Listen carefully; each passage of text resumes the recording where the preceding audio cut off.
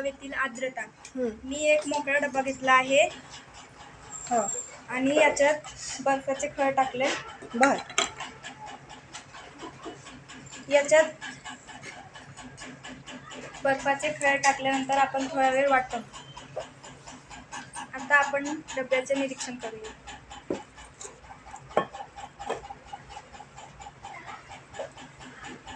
पाणीचे काही थेंब दिसतात ते डब्यावर. पाण्याचे थेंब जमा झालेले दिसत आहेत. बर, हे कशामुळे झालंय?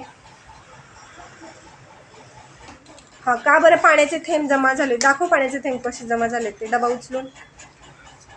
इथं पाण्याचे थेंब जमा झाले. बर, का झाले पाण्याचे थेंब जमा? बोला. डब्याभोवती जी हवा आहे त्यात बाष्प आहे.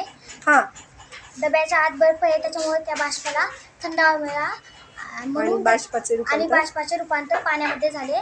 बरोबर. यालाच आपण संगणन म्हणतो. अगदी बरोबर. छान छान. म्हणजेच काय, यावरून काय सिद्ध होतं? हवेमध्ये आर्द्रता असते. हा, छान.